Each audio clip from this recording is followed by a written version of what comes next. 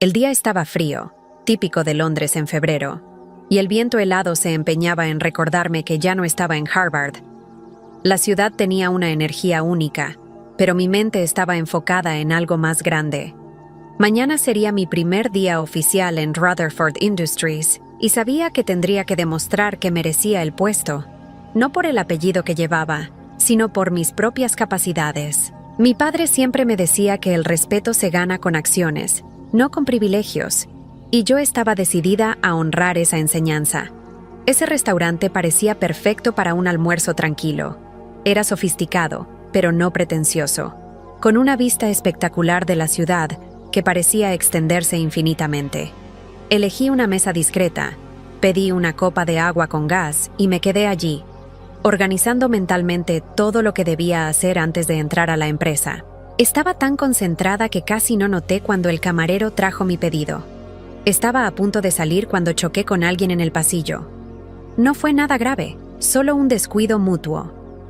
«Oh, disculpe», dije automáticamente, dando un paso atrás. Fue entonces cuando noté al hombre frente a mí. Alto, vestido impecablemente con un traje que gritaba dinero, me miró como si yo fuera una molestia. «¿Qué cree que está haciendo?». Su voz era baja, pero cargaba una arrogancia capaz de cortar el vidrio. Antes de que pudiera responder, dio un paso adelante, reduciendo aún más el espacio entre nosotros. «Yo no quise chocar con usted», respondí, intentando mantener la calma. Él bufó, como si mis palabras no tuvieran importancia alguna. «No se cruce en mi camino, camarera». La palabra salió con un tono que me hizo estremecer, pero lo peor aún estaba por venir. Inclinó ligeramente la cabeza, evaluándome con desprecio, y luego escupió en mi rostro. Por un momento, el mundo se detuvo. El shock me congeló en el lugar, y sentí el calor subir a mis mejillas mientras limpiaba mi cara con la manga del abrigo. Las personas a mi alrededor miraban, algunas sorprendidas, otras fingiendo que no había pasado nada. Él solo ajustó su traje y siguió su camino, como si yo no fuera más relevante que la alfombra bajo sus pies. Salí del restaurante sintiendo una mezcla de vergüenza y rabia, no por mí, sino por él, por alguien que creía que podía tratar a otra persona de esa manera e irse impune. En ese momento, me prometí a mí misma que, si nuestras vidas volvían a cruzarse, no dejaría pasar eso inadvertido. Cuando llegué a casa, el rostro de ese hombre seguía grabado en mi mente. No sabía quién era, pero algo me decía que no sería la última vez que lo vería. El día finalmente llegó. Mi primer día en Rutherford Industries. Mi padre siempre fue claro. Tendría que empezar de forma digna, demostrar mi valor en un entorno que él había construido con años de arduo trabajo. A pesar de ser la hija del dueño, mi intención era ganarme el respeto por lo que hacía, no por el apellido que llevaba. Subí hasta el último piso del rascacielos que albergaba la sede de la empresa. El ascensor, revestido de acero y vidrio, reflejaba mi imagen con precisión. Ajusté el blazer y respiré profundo. No era solo un empleo, era el inicio de mi legado. Cuando las puertas se abrieron, el brillo del suelo de mármol y el diseño impecable de la recepción me acogieron como una segunda casa. Todo allí era un reflejo de mi padre, sofisticado, práctico y firme. Me dirigí a la sala de reuniones principal. Sabía que mi padre estaría esperando para presentarme oficialmente al equipo de liderazgo. El pasillo estaba lleno de ejecutivos apresurados que iban de un lado a otro, y yo sentía la energía vibrante del lugar. Fue entonces cuando lo vi. Al principio, pensé que mi mente me estaba jugando una mala pasada. El hombre que me había escupido estaba allí, conversando con un grupo de gerentes con la misma postura arrogante de antes. ¿Era uno de los líderes de la empresa? No podía ser cierto. Mi cuerpo se congeló por un instante, pero rápidamente me recuperé. Ajusté mi andar, pasé junto a él sin decir nada, y entré a la sala de reuniones. Mi padre estaba allí, revisando papeles mientras conversaba con uno de los directores. En cuanto me vio, esbozó una cálida sonrisa y me presentó formalmente al grupo presente. «Señores, esta es mi hija, Emily Rutherford». Ella asumirá un puesto de liderazgo con nosotros. Mientras mi padre hablaba, percibí la sombra de alguien entrando a la sala. Mi corazón se aceleró. Era él. El hombre que me había humillado estaba allí, su rostro incrédulo, como si acabara de ver un fantasma. Se quedó parado por un momento, con los ojos abiertos de par en par, fijados en mí. «Charlie, ven a conocer a mi hija», dijo mi padre, sin notar el clima tenso que inmediatamente se instaló. Él dudó antes de acercarse, pero su expresión había cambiado. La arrogancia que ostentaba antes parecía haber evaporado. Ahora, sus ojos estaban llenos de una mezcla de sorpresa e incomodidad. «Tú...» empezó, pero se detuvo. «Sí, señor Whitmore, ya nos conocemos», respondí con calma, con una leve sonrisa en el rostro. Era mi turno de ser la segura en la sala. Mi padre notó que algo no estaba bien. Miró de mí a Charlie, y luego regresó su mirada a mí. «¿Qué ocurrió?» «Dejaré que el propio señor Whitmore lo cuente», respondí, sin desviar la mirada de él. Toda la sala quedó en silencio. Charlie dudó, miró a su alrededor, pero sabía que no tenía escapatoria. Empezó a murmurar algo sobre un malentendido, pero mi padre lo interrumpió. «Emily, por favor, explícamelo tú». Con la misma calma, relaté lo que había sucedido en el restaurante, sin exageraciones, pero también sin omitir ningún detalle. Cuando terminé, mi padre guardó silencio por un momento, su mirada ahora fija en Charlie. La sala parecía haber dejado de respirar. «¿Es esto cierto, Whitmore?», preguntó mi padre, con una voz cargada de autoridad. «Fue un error, señor Rutherford. No sabía quién era ella». Mi padre golpeó la mesa con tal fuerza que hizo que todos se encogieran. «¿Y eso justifica tratar a alguien así? No importa quién sea, Whitmore.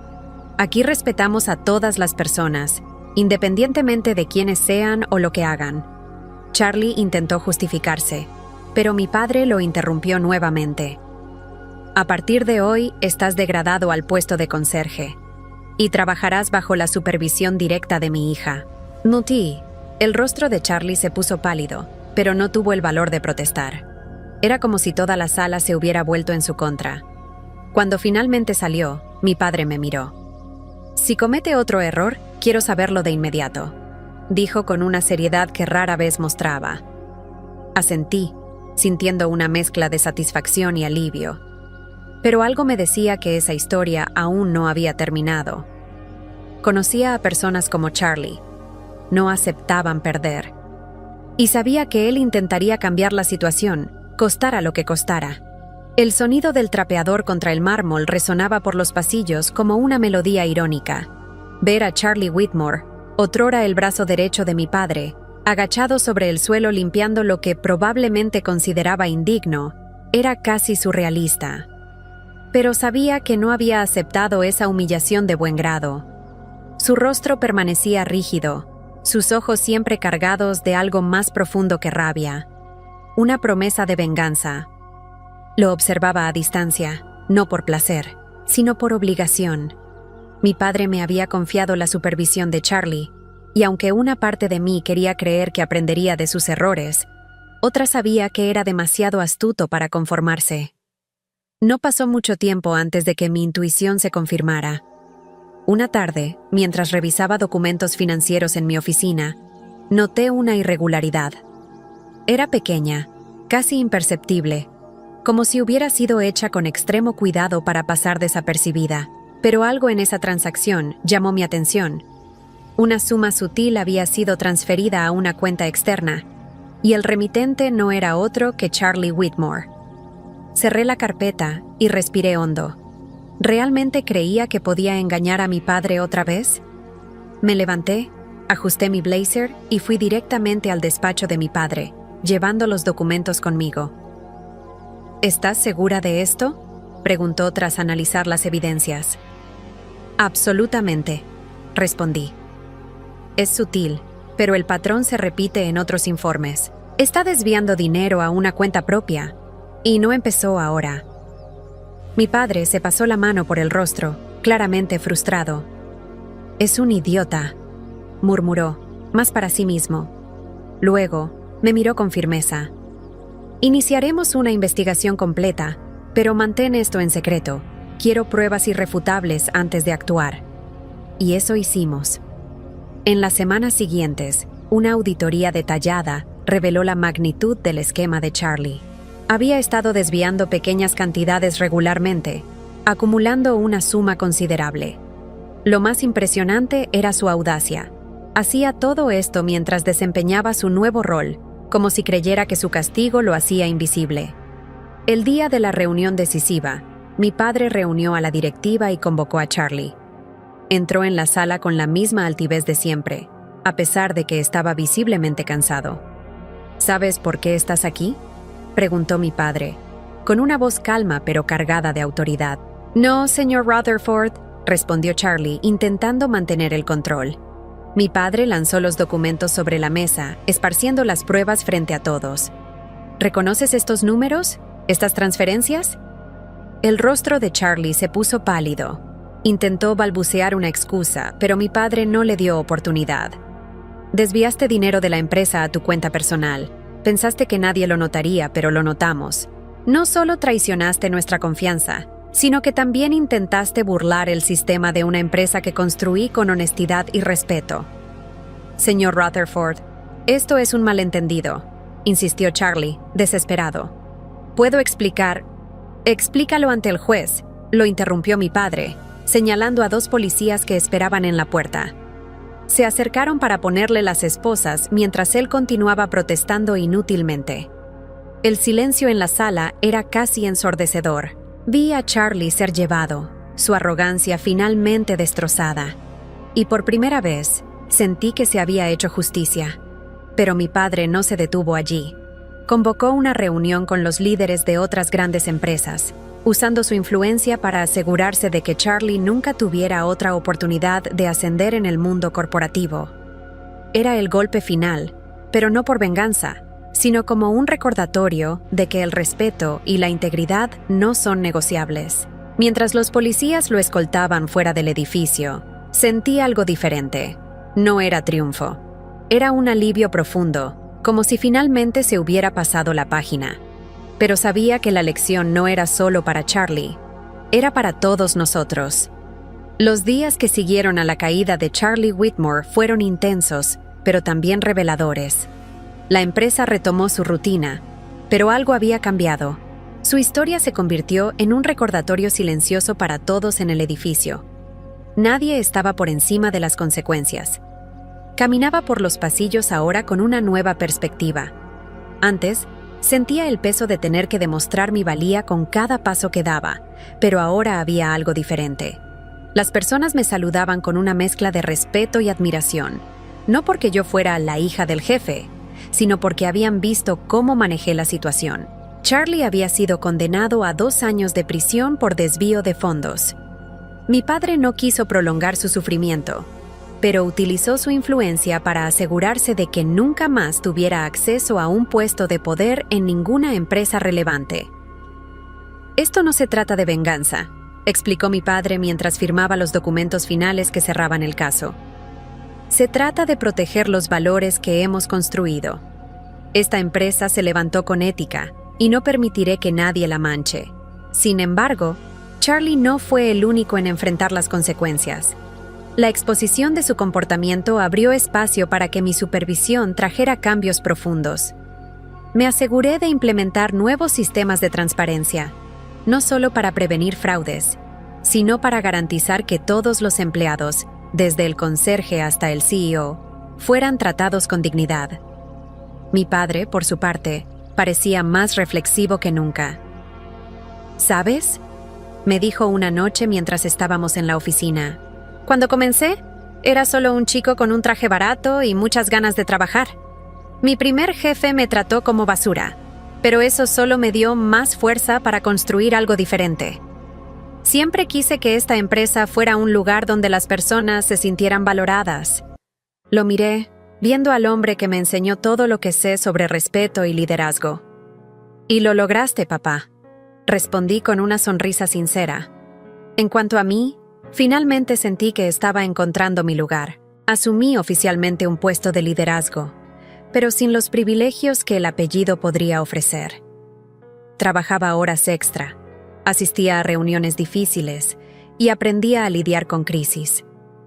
Poco a poco, los empleados comenzaron a verme no solo como la hija del dueño, sino como alguien que realmente se preocupaba por la empresa y por las personas que la hacían funcionar.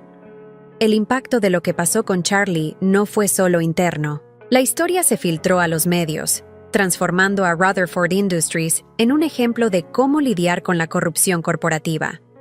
Al principio fue vergonzoso, pero mi padre vio eso como una oportunidad. Si queremos que nos respeten, debemos mostrar que seguimos los mismos estándares que exigimos de los demás, dijo. Y una vez más, tenía razón. ¿Y Charlie? Intentó culparme en el tribunal, alegando que todo había sido una trampa para destruirlo. Pero no había ninguna trampa, solo sus propias elecciones, reflejadas como en un espejo. Supe, más tarde, que perdió el respeto de su familia y de los pocos amigos que le quedaban. Su arrogancia lo había aislado, y descubrió de la peor manera que el poder sin carácter es un castillo de arena, siempre a merced de la próxima ola. Mientras caminaba por los pasillos de la empresa, pasé por el lugar donde Charlie solía sentarse. La silla estaba vacía, pero en lugar de orgullo o venganza, lo que sentí fue una lección aprendida. Tratar a los demás con respeto no es solo un principio moral, es una base sólida para cualquier cosa que deseemos construir.